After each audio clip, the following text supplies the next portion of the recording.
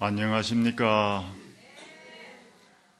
오늘 이 좋은 가을날에 건강법회에 참석하신 여러분들에게 좋은 법공양이 되기를 기원하면서 법문을 하도록 하겠습니다.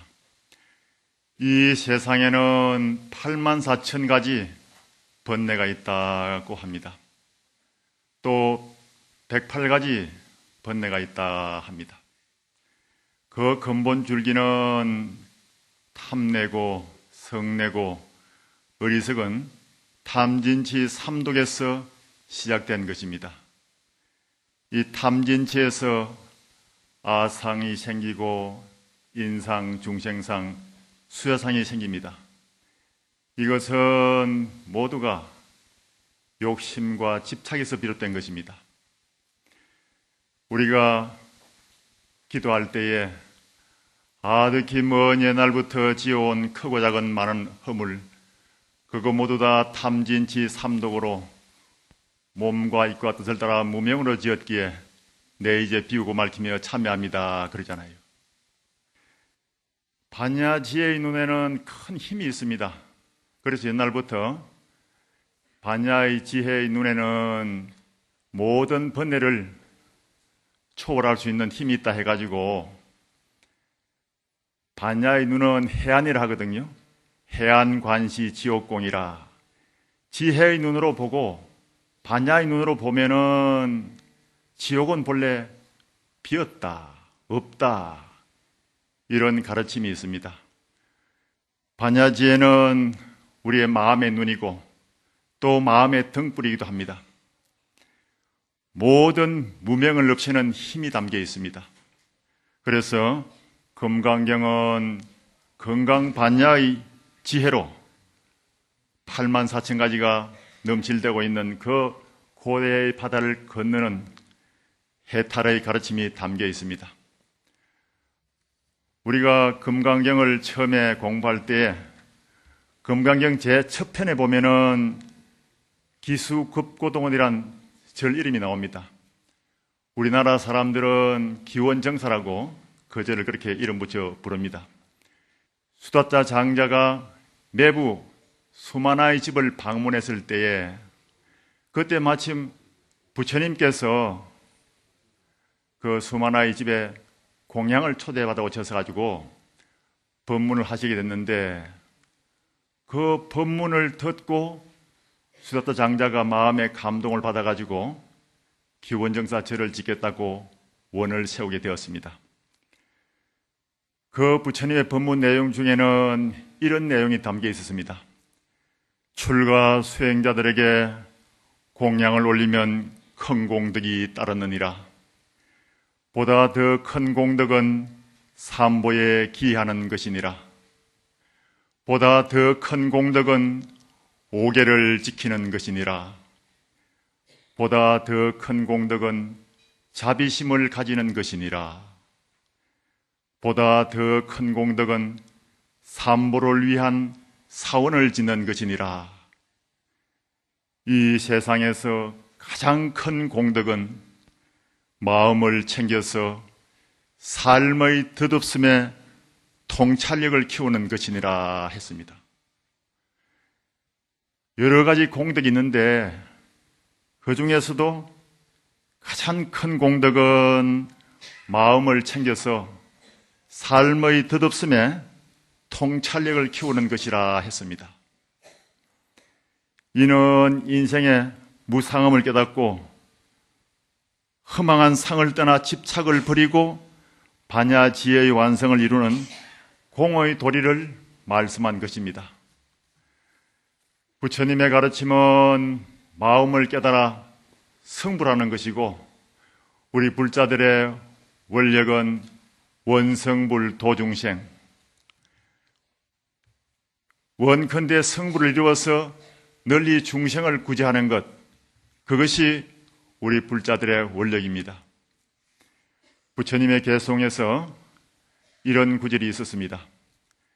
만족할 줄 아는 것이 제일 가는 부자요, 믿음이 있는 것이 제일의 친함이요, 병 없는 것이 제일 가는 이로움이요, 깨달음은 최상의 즐거움이니라 했습니다.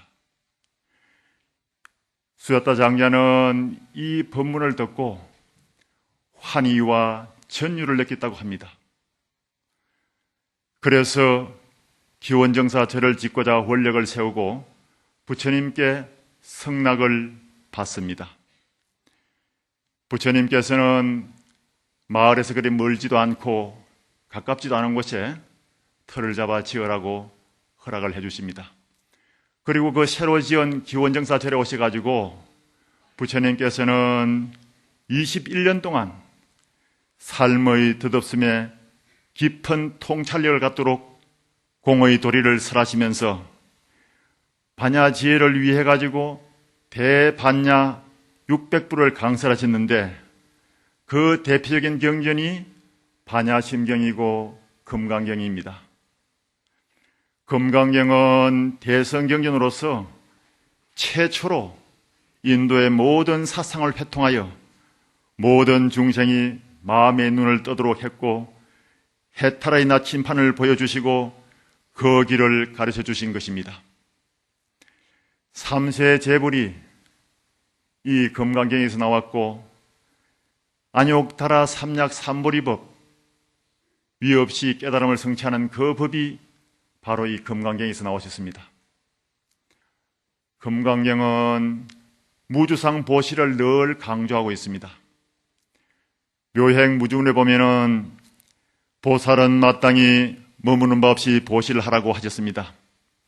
이 세상에서 가장 큰 복은 부처를 이루는 것입니다. 모든 집착을 놓아버릴 때 지혜가 열리고 마음의 눈을 뜨게 됩니다. 그래서 부처님은 수보리에게 상에 머물지 않고 보시를 행할 수 있다면 이런 사람은 그 복덕이 한량없이 크다고 하셨습니다. 인간이 가지고 있는 가장 큰 병이 애착이고 상병입니다. 육조대사는 무상위종이라 상이 없는 것을 어뜸으로 삼는다고 하셨습니다. 너다 나다 분별하다 보니까 거기에서 욕심이 생기고 화가 나고 또 어리석은 짓을 합니다. 주간 객관을 나누다 보니까 갈등이 생기고 분별심이 일어납니다. 너다 나다 하는 분별심이 끊어진 자리, 주간 객관이 사라진 자리, 그 자리가 삼매이고 그것이 금강경입니다. 그러기 위하여서는 참선자는 의단동로하고 강경자는 해안통토하고 연불자는 삼매현전에서 오직 일념으로 들어가야 됩니다. 경의 가르침을 받들고자 원력을 세우고 참여하고 실천해 나갈 때에 공덕이 따르고 마음의 눈이 밝아집니다. 그래서 경전은 행복의 열쇠라 하고 달을 가리키는 손가락이라고 했습니다. 대품 반야경을 주석한 용수보살은 대지도론이 100여 권이나 됩니다. 대지도론이라 하면은 이 반야경을 주석한 게 해석서인데 그것이 100권이나 됩니다. 거기에서 보시를 제보시, 무예시, 법보시 이렇게 세 종류로 나누어서 설하고 있습니다. 이 세 종류의 보시가 육바라미를 성립시킨 것입니다. 육바라미를 불도의 행위라 하기도 하고 공덕의 행위라고도 합니다. 보시, 지계, 인욕, 정진, 선정, 지혜 이 6가지 바라미를 잘 실천하는 것이 바로 금강경의 핵심이고 금강경을 실천하는 것입니다. 보시는 모든 욕심과 집착을 내려놓는 실천 행위이기 때문에 아주 중요시합니다. 이 대승의 보살들은 공의 실천으로서 육바라미를 닦습니다. 육바라밀 중에서도 특히 주목할 것은 보시인데 보살들은 이것을 자신들이 실천해야 할 첫 번째 덕목으로 삼았습니다. 그 중에서도 법보시를 더 소중하게 여겼습니다. 그래서 금강경을 수지 독송하고 이 경의 사국에 하나라도 외우고 일러준다면 그 공덕은 칠보를 가득 채워서 보시한 것보다 더 크다고 설했습니다. 이것은 삶의 덧없음에 대한 통찰력을 키우는 것이기 때문에 재물보시보다는 법보시를 더 강조한 것입니다. 연말에 가난한 것은 나라님, 임금님도 구제할 수 없다고 했습니다. 무슨 말이냐 하면은 개개인이 지은 복이 없고 팍복한 업을 지었을 때는 나라님, 임금님도 도와줄 수가 없다는 그런 말입니다. 도와준다 하더라도 그게 제대로 가질 않아요. 여러분들 다 항상 크고 작은 걸 떠나서 마음속으로 늘 베푸는 마음, 복을 짓는 마음을 가져야 됩니다. 무예보시라 하면은 자비심으로서 남을 편안하게 대해주는 겁니다. 사랑으로 감싸고 거두어줄 때 그것이 계를 지키는 공덕보다 더 크다 했습니다. 우리나라 사람들이 애완동물을 참 많이 키웁니다. 그런데 키우다 보면은 이사 갈 때 많이 버리고 간다 그래요. 그래서 1년에 유기견이 20만 마리가 된답니다. 그 많은 강아지가 주인의 사랑을 받다가 버림을 받으면은 마음에 상처를 안고 돌아다니다가 차에 치여서 죽고 또 사고를 당해가지고 불구가 되고 그럽니다. 우리가 남에게 상처를 주고 버림을 일을 하면은 언젠가 또 내가 상처받을 그런 인을 심는 겁니다. 그 인연의 구성 요소가 다 합해져가지고 100% 꽉 차면은 그런 인연이 내게 다가오는 것입니다. 그래서 우리는 남에게 늘 자비와 사랑으로 베풀면서 그 상처를 주고 버림을 주는 것은 참 바람직 않다는 것을 명심해야 됩니다. 어떤 버린 강아지가 이제 동물병원에 탁 데려와가지고 키우는데 거기에 어떤 강아지 한 마리는 그 병원에 데려왔는데도 일체 음식을 먹지 않고 벽만 보고 누워 있는 겁니다. 그래서 가서 쓰다듬어 주려고 하면은 막 싫어하고 그렇게 해서 이제 강아지가 굶어 죽게 생겼어요. 그때 마침 미국의 어떤 여성이 동물과 대화를 나누는 사람이 있다 그랬습니다. 그래서 그 여성 이름이 하이디인데 이 하이디 여성을 모셔와가지고 그 강아지와 좀 대화를 해보라 했습니다. 무슨 사연이 있어가지고 일체 음식을 먹지 않고 저렇게 벽만 보고 있느냐. 그 여성 하이디가 이제 탁 와서 동물과 대화를 하는데 마음속으로 눈물을 쭉 흘리는 거예요. 그래 병원에 이제 원장도 그렇고 간호사도 그렇고 왜 그러냐 물어보니까 강아지가 이 하이디에게 하는 말이 나는 병이 들어가지고 주인한테 버림을 받았다. 내가 병이 들었기 때문에 주인한테 버림받았기 때문에 나는 그 주인을 원망하지 않는다 하더랍니다. 그리고 내가 여기서 또 기운을 차려가지고 먹고 있으면은 나중에 또 언젠가 또 다른 사람한테 버림받고 상처를 받을 것이니까 내가 한번 버림받은 이것으로서 내 생을 마감하겠다는 그런 마음을 가지고 음식을 끊었다 하더랍니다. 그래서 그 말을 들은 병원장하고 간호사들이 눈물을 글썽이면서 우리는 끝까지 너를 돌봐주고 함께 살아가면서 사랑을 베풀겠다. 제발 음식을 먹고 힘을 내가지고 우리가 함께 살아가도록 하자 하고 말을 전해달라 했습니다.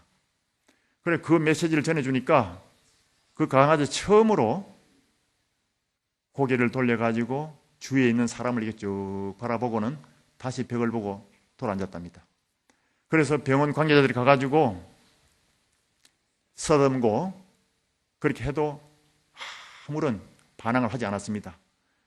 그리고 나서 한 달 후에 그 하이디가 다시 그 동물병원을 방문했을 때 그 강아지는 아주 씩씩하게 기운을 차려가지고 뛰어놀고 있는 것을 본 적이 있습니다. 동물들도 말을 못해서 그렇지 사람보다도 더 영리하고 생각하는 것이 있습니다. 그래서 우리는 동물이라 해서 함부로 대하면 안 됩니다. 제가 살고 있는 이 송광사 도성당에 가면은 새가 날라와가지고 손바닥에 앉았다가 먹이를 물고 갑니다.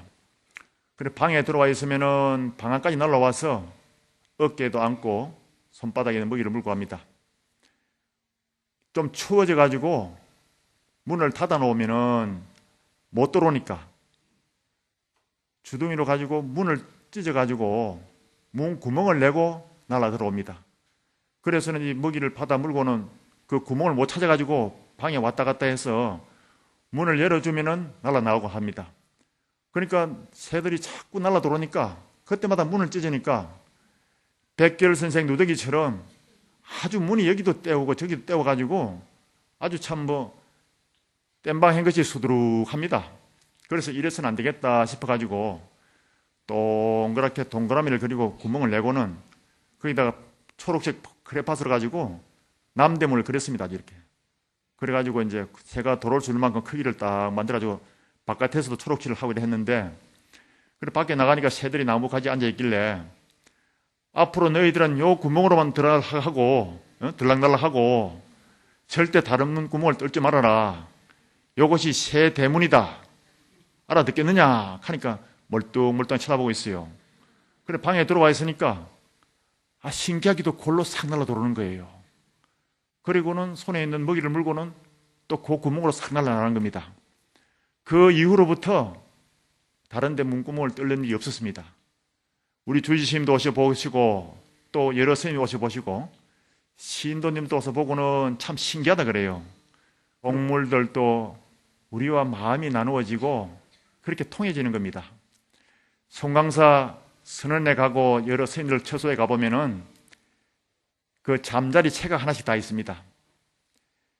문방구에 가면 그 잠자리 채를 파는데 그걸 가져와서 파리 모기도 잡아서 밖에 나가서 이렇게 방생을 시켜줍니다. 이렇게.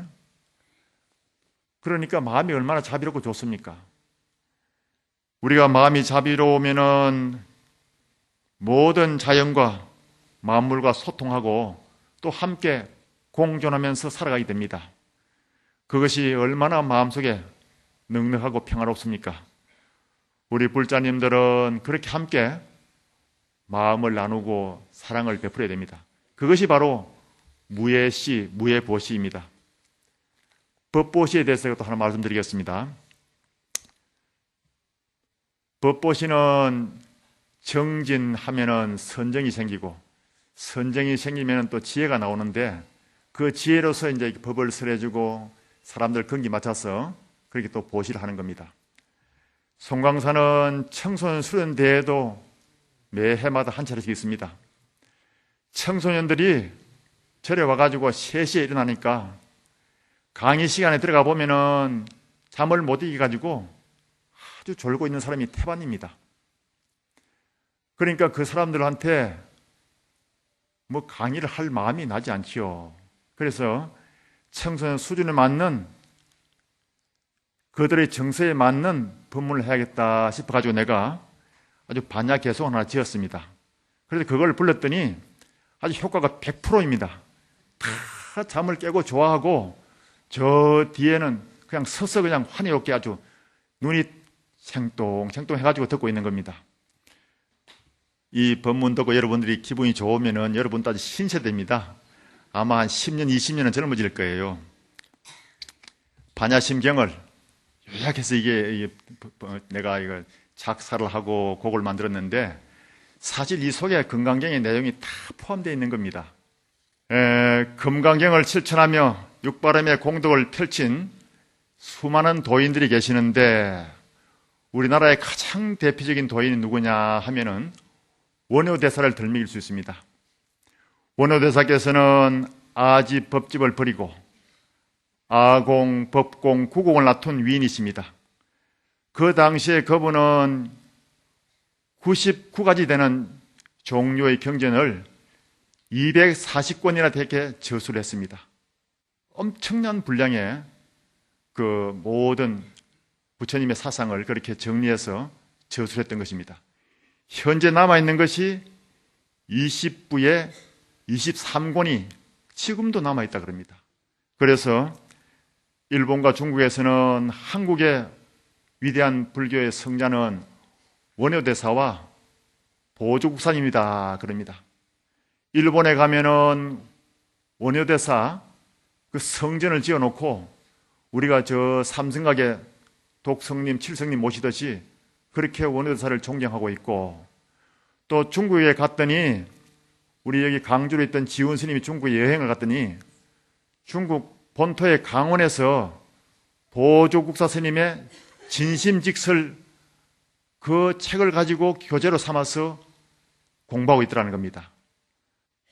그래서 한국 스님들도 소홀히 하는 그 보조국사 스님의 저수를 가지고 중국에서 그렇게 중요시 생각하고 공부하는 것이 있을 때 깜짝 놀랐다 그럽니다. 그와 같이 우리는 훌륭한 스님들을 모시고 그렇게 수행해 왔기 때문에 지금 이렇게 앉아서 금강경을 공부하고 하는 것도 다 우리 민족의 복이고 참 큰 덕이라 생각할 수 있습니다. 원효대사님은 해골 바가지 물을 마시고 난 뒤에 오도하시고 일체가 유심소저라 해서 깨달음을 성취한 후에 경주 분황소에 머물다가 어떻게 인연의 때를 만나가지고 요수궁에 가서 한 3일 쉬었다 나옵니다. 그리고는 이제 스스로 소성거사라 해가지고 만행의 길을 떠납니다. 그 당시에는 삼국 전쟁이 일어나가지고 신라와 백제가 싸우고 고구려가 싸우고 하면은 그 전쟁 고화도 참 많았고 또 상위 용사도 많았습니다.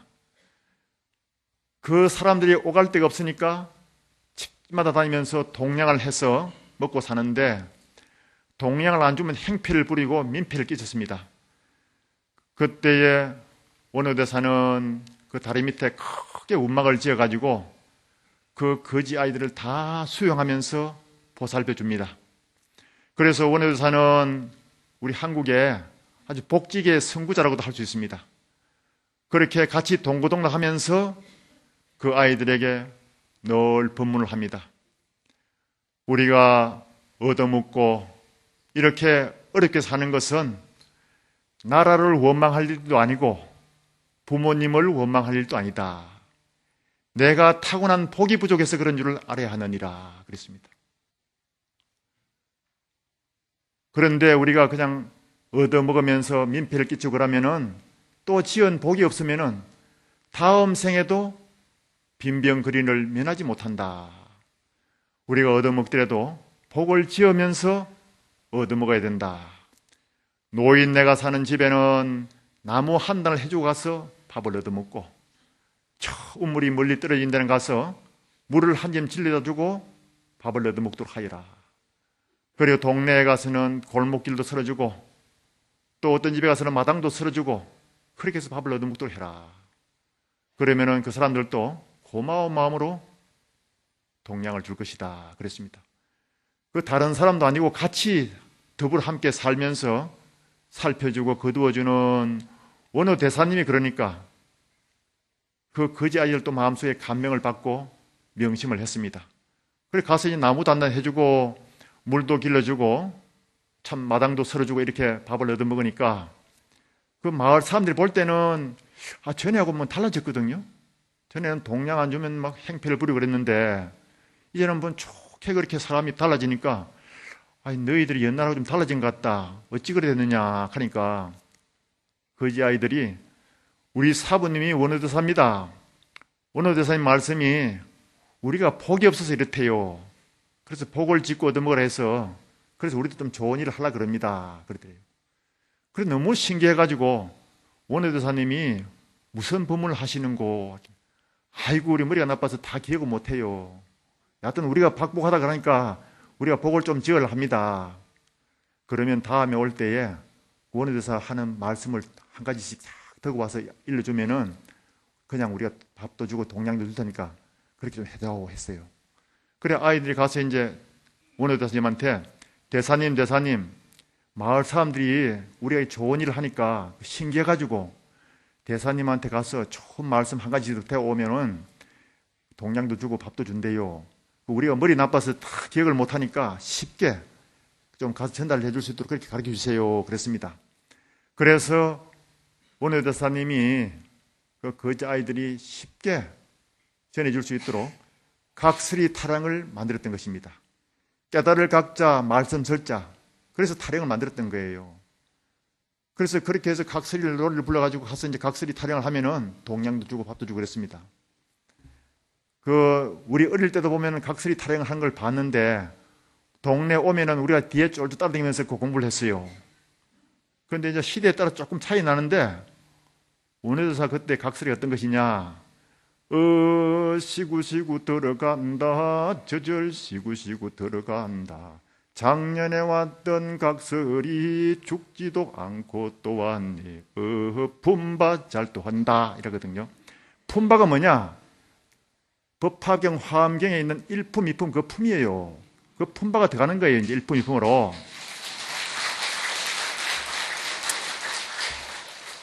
그래서 일자나 한자나 들고 나보니 일체가 유심조다.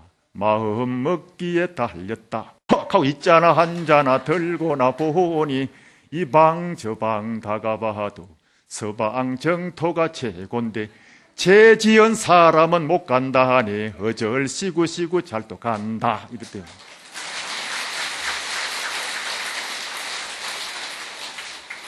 그렇게 해서 쭉 했는데 우리가 어릴 때는 그거 좀 달랐습니다.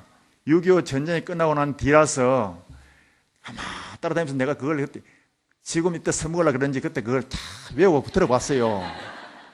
그 우리 어릴 때 각설이는 좀 다르게 하는데 일자나 한자나 들고 나보니 일선에 가신 우리 아빠 돌아오기만 기다린다. 이자나 한자나 들고 나보니 이북에 있는 김일성아 하루 바삐 손들어라. 이런 나오더라고요. 그 이제 마지막에 가니까 이제 남았니 장자 한자가 남았니 품바 잘 또 한다. 장자나 한자나 들고나 보니 장계 가던 첫날 밤이 군대의 영장이 왜 말인고. 그렇습니다.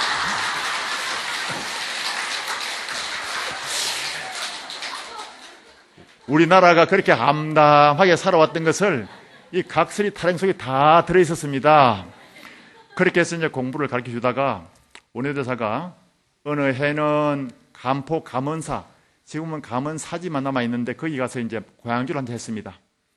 원효대사는 참 그 당시에 아주 유명한 도인이시고 정말 저명한 대학자이신데 감언사가 그 당시에 스님들이 공부하는 강원의 강당이었습니다. 거기 가서 고향주를 자처하고 한철 살기로 하고 갔습니다. 머리는 장발하고 누더기는 누더기 기운 그런 처사가 오니까 불쌍해 보이거든요. 그래서 강원의 학인 스님들이 오갈 데 없는 처사가 오니까 고향주 하니까 받아줬습니다. 그런데 그때 강원의 학인들이 원효대사가 저술한 기신론 소를 가지고 공부하고 있었어요. 이 기신론 소는 마명보살의 법문을 주석한 건데 원효대사가 얼마나 잘 주석을 했는가 하면은 세계 3대 기신론 소에 들어갑니다. 그것을 저술한 분인데 그 훌륭한 대스승을 몰라보고 학인들이 고향주를 시킨 겁니다. 어떤 데는 고향주가 해보질 않았잖아요. 그러니까 밥 설닫고 말이지 구박도 주고 하면은 또 원효대사가 아이고 잘못했습니다. 제가 경험해서 그랬으니까 잘하겠습니다 하니까 앞으로 똑바로 하시오 하고는 들어갔단 말이에요. 그렇게 하심을 하면서 자기 사언을 감추고 이렇게 고향주를 하셨는데 그 뒤에 그 산신가 같은 그런 그 조그만한 법당이 있는데 거기에 어떤 노장님이 살았는데 이 노장님은 일찍이 당나라 유학을 갔다 온 참 유명한 고승인데 자기 이름도 다 접어버리고 길 가다가 개미 한 마리도 밟아 죽이지 않고 짐승을 해치지 않겠다 해서 늘 허리에 방울을 달고 다녔습니다. 그래서 이름도 방울스미로 바꿔버렸어요. 이 방울 노장님이 계셨는데 그래 늘 이빨이 이제 시원찮으니까 그 원효대사 고향주 하는 데 와서 누룽지를 얻어가가지고 화로불에 이렇게 끓여서 드시고 했었습니다.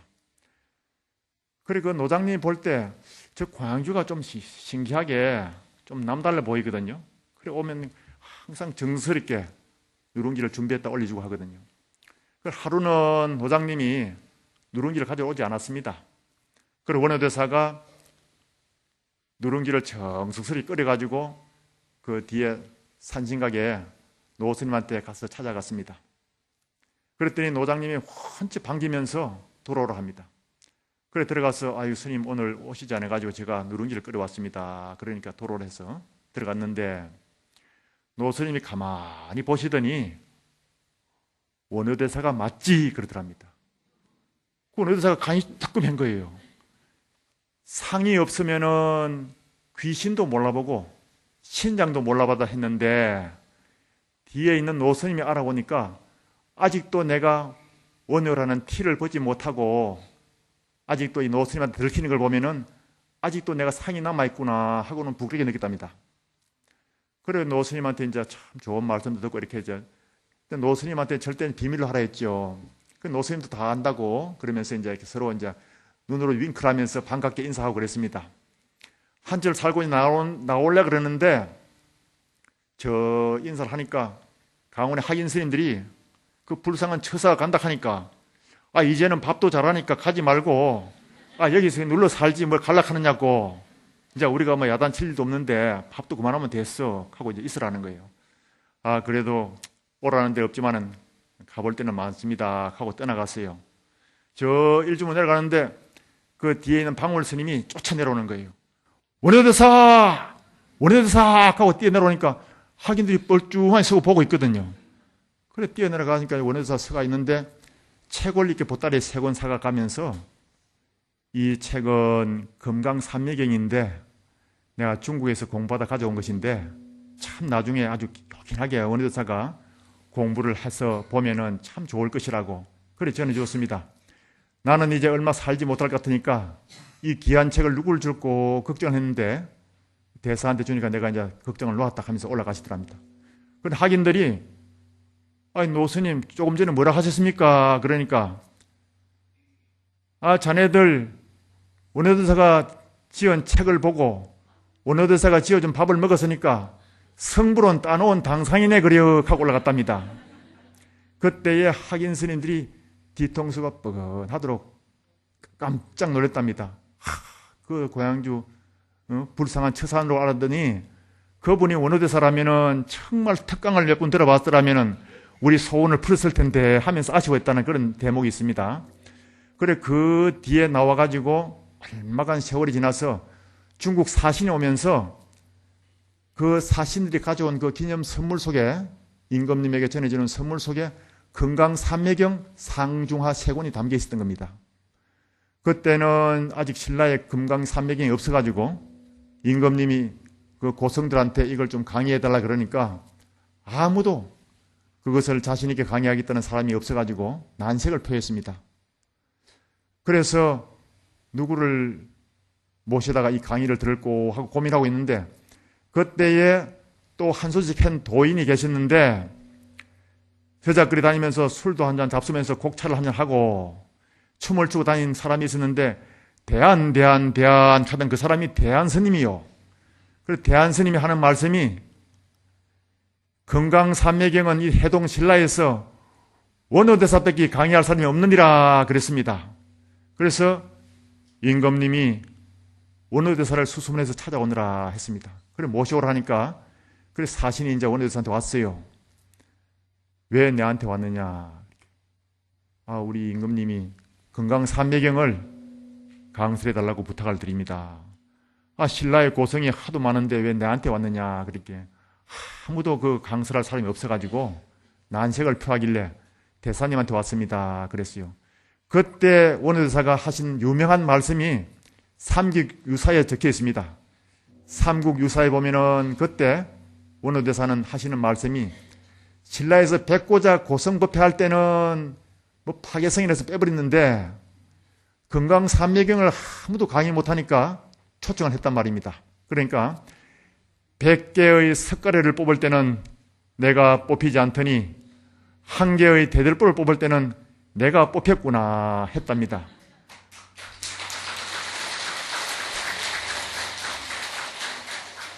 그래 가서 강의를 아주 잘 하셨는데 그때 또 이제 꼭지가 덜 떨어진 사람이 있어가지고 원효대사가 강의 준비를 하고 있다 하니까 그 시자보는 불목한이를 매수를 해가지고 이 금덩어리를 줄 테니까 이걸 가지고 너 고향에 가면 편히 살 수 있다. 그런데 이걸 비밀을 누설하면 너 목숨은 죽은 목숨이다 하고는 주의를 줬습니다. 그 요구하는 게 뭐냐 하면은 원효대사가 법문하러 가기 전날 그 원고를 다 태워버리는 겁니다. 금강산매경 원고를 다 한 보름 동안 정리를 했는데 그걸 태우면은 너는 이제 임무가 끝났으니까 도망을 가가지고 고향에 가서 이 금덩어리 가지고 편하게 살아라 했어요. 그런데 이 시자 불목한이 처사가 보니까 차마 그 못할 짓이거든요. 그런데 또 실행하지 않으면 죽은 목숨이다 말이야. 속으로 끙끙 앓다가 그래도 마지막 내니까 목숨이 아까우니까 밤에 몰래 살짝이 들어가서 원효대사가 이제 그 밤늦게 서놓은 그 원고 초를 싹 가져 나와서 부엌에서 불쏘시개로 싹 불을 붙입니다. 한참 태우고 있으니까 원효대사가 화장실에 간다고 나왔었어요. 부엌에 불이 훤하거든요. 그래서 들어다 보니까 불목한이가 자기가 쓰고 있는 원고를 태우고 있는 중이라. 거기 무엇하고 있느냐. 그러니까 아이고 대사님 하고 깜짝 놀랐습니다. 내가 내일 가서 법문할 원고를 태우겠지 않느냐. 보통 사람 같으면 어떻게 하겠습니까? 몽둥이를 가지고 개패듯이 패겠죠. 이 나쁜 놈 하면서 패겠는데 원효대사는 정말 상이 없고 탐진지 삼독을 다 초월한 도인이기 때문에 그때 하신 말씀이 그래 너는 태우거라. 나는 들어가서 다시 서지. 나는 다시 서겠노라 하고 들어갔었습니다. 그러니까 이 처사가 따라 들어가가지고 엎어지면서 아이고 대사님 죽여주십시오. 이 어리석은 놈이 금덩이에 눈이 멀어가지고 이렇게 큰 실수를 했습니다 하면서 죽이더라 하는 거예요. 그런데 원효대사는 지혜로운 분이니까 이 처사는 원래 순박한 사람인데 자기가 고의로 하진 않을 것이고 타의에 의해서 그랬을 것이다 하는 걸 다 짐작하는 거예요. 그래서 용서를 해줍니다. 여러분들도 화가 나거든 이 원효대사 얘기를 떠올리면서 화를 비워버리십시오. 그리고 이제 그 다음날 그 신라 서랍을 변두리에서 성에까지 들어가면 소달구지를 타고 가면은 2시간이 걸리는 거리입니다. 그래서 소달구지 위에서 그 불목한이 처사는 눈물을 흘리면서 벼루를 갈고 있고 원효대사는 먹으러 가지고 두루마리에다가 붓글씨로 그 서면서 원고를 정리하면서 궁중에 들어가는 그 그림이 신라에 가면은 지금 참 경주에 가면은 그 벽화로 그렇게 절에 그려져 있는 것이 있습니다. 그래서 궁중에 들어가서 법문을 하는데 원래 뛰어난 분이고 또 한번 다 정리했던 것이라서 원고를 보지 않고도 다 할 수 있거든요. 그래 너무 청산유수로 법문을 쭉 하시는데 일단 이 처사를 살려야 된다 싶어가지고 서두에 그렇게 말씀을 하십니다. 내가 원고를 참 잘 정리했는데 우리 불목한이 처사가 실수로 잘 모르고 간밤에 그걸 불에 소각하는 바람에 다시 오면서 정리를 했는데 혹시 내 강의가 미흡하더라도 임금님 이하 여러 사부대전께서는 잘 양해해 주시기 바란다 하고 그래 처사를 살리고 법문에 들어가서 법문을 잘 했답니다. 그러니까 그 중간에 방해했던 그 참 중생이 들으니까 너무 마음이 미안하고 참 송구스럽고 부끄러워가지고 마음이 찡했다는 그런 삼국유사 기록이 있습니다. 우리는 이런 원효대사의 그 화쟁 정신을 본받고 또 나를 비우는 공부를 하면서 이런 얘기를 늘 마음속에 새겨보십시오. 그래서 옛날에 어떤 큰 스님은 매일 동력에 해가 뜨면은 그 동산에 올라가가지고 주인공아 주인공아 부르고는 예 하고 대답을 했답니다. 속지 말아라. 정신 똑바로 차려라 했답니다. 그리고는 예 했대요. 여러분께서도 모든 상이 다 허망한 줄 아시고 상에 집착해서 속지 마시고 모든 상이 상하님을 바로 보고 우리의 참 마음을 깨달아 가지고 모두 다 성불하시기를 기원합니다.